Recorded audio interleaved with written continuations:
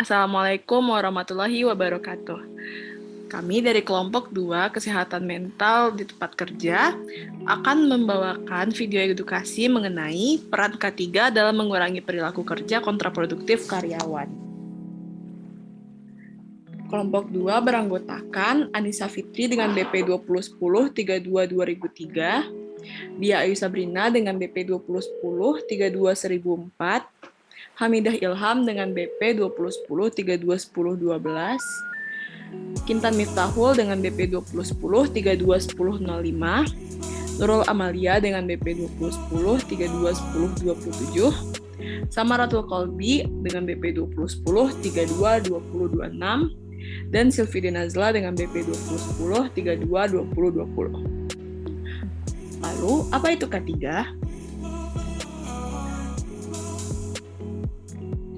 Ketiga adalah keselamatan dan kesehatan kerja adalah suatu pemikiran dan upaya untuk menjamin keutuhan dan kesempurnaan baik jasmaniah maupun rohaniah tenaga kerja pada khususnya dan manusia pada umumnya, hasil karya dan budaya untuk menuju masyarakat adil dan makmur. Tujuan dari K3 itu sendiri adalah yang pertama, memberikan jaminan kondisi kerja yang aman dan sehat kepada setiap pekerja dan untuk melindungi sumber daya manusia. Kedua, menjamin keselamatan orang lain yang berada di tempat kerja. Yang ketiga, untuk memelihara kesehatan dan keselamatan lingkungan kerja. Yang keempat, untuk memajukan dan mengembangkan proses industrialisasi. Yang kelima, untuk menjamin setiap sumber produksi dapat digunakan secara aman dan efisien. Yang keenam, agar terhindar dari gangguan kesehatan yang disebabkan oleh lingkungan atas kondisi kerja. Yang ketujuh, untuk menjamin pemeliharaan dan peningkatan kesehatan gizi tenaga kerja.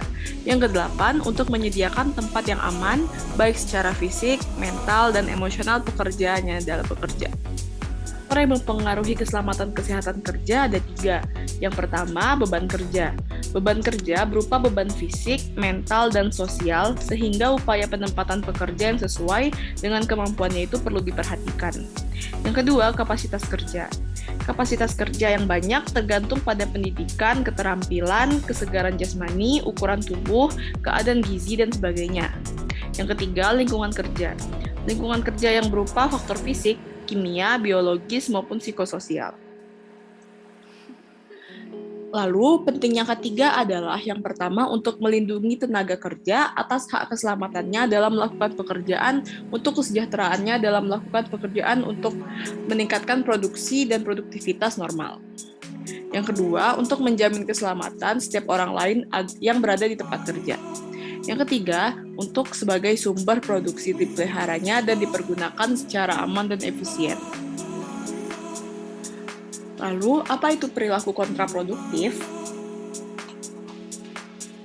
Definisinya adalah suatu perilaku yang bersifat disfungsional dan dapat merugikan pekerja dan organisasi.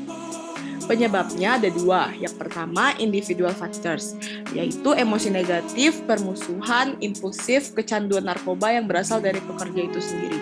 Yang kedua, situational antecedents, yaitu contohnya seperti persepsi karyawan terhadap situasi kantor, keadilan, dan pengawasan.